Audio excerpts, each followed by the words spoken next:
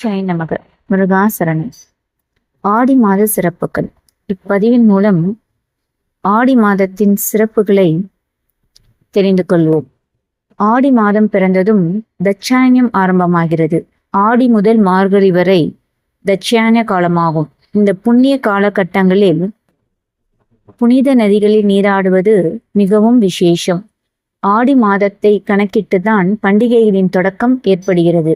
ஆடி மாதம் முழுவதும் கிராமப்புறத்தில் காவல் தெய்வமாக விளங்கும் மாரியம்மன், ஐயனாரப்பன், மதுரை வீரன், மாடசாமி, கருப்பண்ணசாமி போன்ற கிராம தேவதைகளுக்கு பூஜைகளும் விழாக்களும் நடைபெறும்.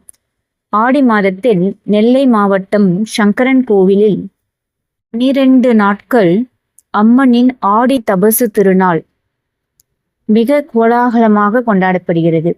அரியும் சிவனும் ஒன்றே என்ற தத்துவத்தை உலகுக்கு உணர்த்த இந்த விழா நடத்தப்படுகிறது.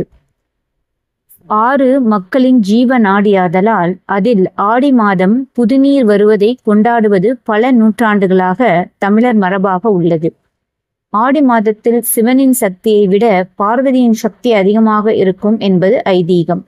தமிழ் மாதங்களில் ஆடி மாதத்தில்தான் அதிகபட்ச அளவுக்கு அம்மன் கோவில்களில் திருவிழா நடக்கிறது. எனவே ஆடி மாதத்துக்கும் அம்மன் பக்தர்களிடம் தனி மரியாதை உண்டு. கேரளாவில் ஆடி மாதத்தை கஷ்டமான மாதமாக அம்மாநில மக்கள் கருதுகிறார்கள். ஆடி அமாவாசை அன்று மறைந்த முன்னோர்களுக்கு பித்தூர் கடமைகள் செய்தால் ஆண்டு முழுவதும் பித்ருக்களுக்கு கடன் கொடுத்த பலன் கிடைக்கும். ஆடி பௌர்ணமி தினத்தன்று தான் ஐகிரிவர் அவதாரம் நிகழ்ந்தது. எனவே ஆடி பௌர்ணமி தினத்தன்று வைணவ தலங்களில் சிறப்பு வழிபாடு நடைபெறும். தமிழ்நாட்டின் பல பகுதிகளில் அம்மனுக்கு பலவித காய்கறிகளால் ஆன கதம்ப சாதத்தை படைப்பது ஐதீகமாக உள்ளது. ஆடி மாதம் சுக்ல தசையில் திக் தேவதா விரதம் இருக்க வேண்டும். அன்று தேவதைகள் அந்தந்த திக்குகளில் வணங்கி பூஜித்தால் நினைத்தது நடக்கும். ஆடி மாதம் சுக்லபட்ச ஏகாதேசி முதல் கார்த்திகை மாத சுக்லபட்ச ஏகாதேசி வரை மாச உபவாசம் இருப்பது குடும்பத்தில் அமைதி ஏற்படுத்தும். ஆடி மாதம் கிராம தேவதை கோவில்கள் உள்ளிட்ட திறக்காத எல்லா கோவில்களும் திறக்கப்பட்டு பூஜைகள் நடைபெறும் என்பது குறிப்பிடத்தக்கது. ஆடி செவ்வாய்க்கிழமைகளில் கோவிலில் எலுமிச்சப்பழ விளக்கு ஏற்றினால் கூடுதல் பலன்கள் கிடைக்கும். ஆனால் எலுமிச்சப்பழ விளக்குகளை ஒருபோதும் வீட்டில் ஏற்றக்கூடாது. ஆடி மாதம் வளர்பிறை துவாதசி நாளில் தொடங்கி கார்த்திகை மாதம் வரை வளர்பிறை துவாதசி நாள் வரை பெண்கள் துளசி பூஜை செய்து வந்தால் நினைத்தது நடைபெறும். வீட்டில் சகல செல்வங்களும் குவியும். கன்னியாகுமரி மாவட்டம் தோவாலை என்ற ஊரில் முருகன் கோவில் உள்ளது.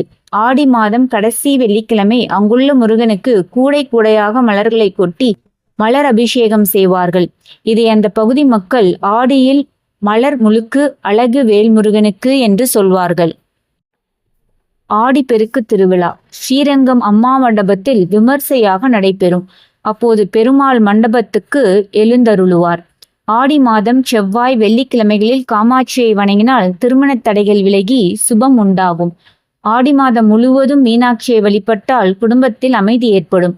ஆடி மாதம் முத்துமாரியம்மன் மனமுருக வழிபட்டால் திருஷ்டிகள் விலகி ஓடும். ஆடி மாதம் சுக்ல துவாதசியில் மகாவிஷ்ணுவை நினைத்து விரதமிருந்தால் செல்வம் பெருகும். ஆடி மாதம் சுக்லபட்ச ஏகாதசி தினத்தன்று அன்னதானம் செய்தால் சகல பாக்கியங்களும் கிடைக்கும்.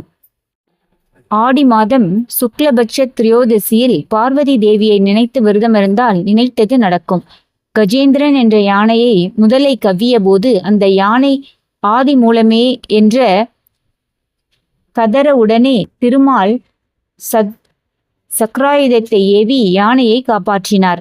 இதனை நினைவுபடுத்தும் வகையில் ஆடி மாதமெல்லாம் திருமால் தலங்களில் கஜேந்திர மோட்ச வைபவம் நடத்தப்படுகிறது. ஆடி மாதம் ஏகாதேசி துவாதசி நாட்களில் அரச மரத்தை சுற்றி வந்து வழிபட்டால் வாழ்வில் மகிழ்ச்சி உண்டாகும். தஞ்சாவூரில் நிசும் சூதனி உக்கிர காளியம்மன் கோயில் உள்ளது. ஆடி 18ஆம் பெருக்கு தினத்தன்று தஞ்சை மாவட்ட கிறிஸ்துவர்கள் அங்கு ரொட்டி ஆட்டுக்கறி படியலிட்டு வழிபடுவதை வழக்கத்தில் வைத்துள்ளனர். ஆடி மாத வெள்ளிக்கிழமைகளில் மகாலட்சுமியை வழிபட்டால் வீட்டில் செல்வம் சேரும். ஆடி மாதம் ஏதாவது ஒரு வெள்ளிக்கிழமை அம்மனை ஆகாவானம் செய்து வீட்டுக்கு வரவழைத்து வழிபடுவது சிறப்பை தரும். ஆடி மாதம் குத்துவிளக்கை லட்சுமியாக பாவித்து அலங்கரித்து வழிபடுதல் வேண்டும். ஆடி மாதம் அம்மனுக்கு பால் பாயாசம், சர்க்கரை பொங்கல் வைத்து வணங்குதல் வேண்டும். அம்மனை வழிபடும் போது மறக்காமல் லலிதா சரஸ்வரநாமம் சொல்ல வேண்டும். ஆடி மாதம் வீட்டில் சிறப்பு பூஜைகள் செய்யும் போது சிறு பெண் குழந்தைகளை அம்மனாக பாவித்து உணவு கொடுத்து ரவிக்கை, சீப்பு, குங்குமச்சிமிழ், கண்ணாடி, வளையல், தாம்பூலம் கொடுக்க வேண்டும். ஆடி பூரத்தன்று ஆண்டாள் பிறந்தாள் என்பது உங்களுக்கு தெரிந்திருக்கும். ஸ்ரீவல்லிபுத்தூர் கோவிலில் ஆடி பூரத்தன்று ஆண்டாளை நந்தவனத்துக்கு எழுந்தருள செய்வார்கள். அப்போது திருப்பாவை நாச்சியார் திருமொழி, திருப்பல்லாண்டு பாசுரங்கள் பாடப்படும். இதனால் ஆண்டாள் மனம் குளிர்ந்து இருப்பாள். அந்த சமயத்தில் ஆண்டாளை வழிபட்டால் உங்களது எல்லா பிரச்சனைகளும் நிறைவேறும். ஆடி மாதம் முதல் தேதி இன்று முதல் 3 நாட்களுக்கு ஆற்றில் குளிப்பதும் ஆற்றில் தீர்த்தம் எடுத்து தெய்வங்களுக்கு அபிஷேகம் செய்வதும் கூடாது. இந்த 3 நாட்களும் நதிகளின் ரஜஸ்வலா நாட்களாகும்.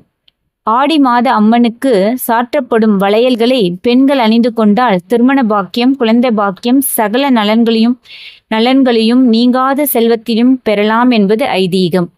ஆடி மாத வெள்ளிக்கிழமைகளில் அதிகாலையில் எழுந்து குளித்து தூய ஆடை அணிந்து சாணத்தை பிள்ளையாராக பிடித்து செவ்வரளி, செம்பருத்தி அருகு கொண்டு சூரிய உதயத்துக்கு முன்னர் விநாயகரை பூஜிக்க வேண்டும். வாழை இலை மீது நெல்லை பரப்பி அதன் மீது கொழுக்கட்டை வைத்து விநாயகரை வழிபட செல்வம் கொளிக்கும். ஆடி மாதத்துக்கு பீடை மாதம் என்று ஒதுக்குவது அறியாமையால் வந்த பழக்கம். உண்மையில் பீட மாதம் என்றுதான் பெயர். அதாவது மனமாகிய பீடத்தில் இறைவனை வைத்து வழிபட வேண்டிய மாதம் என்பதே சரியானது.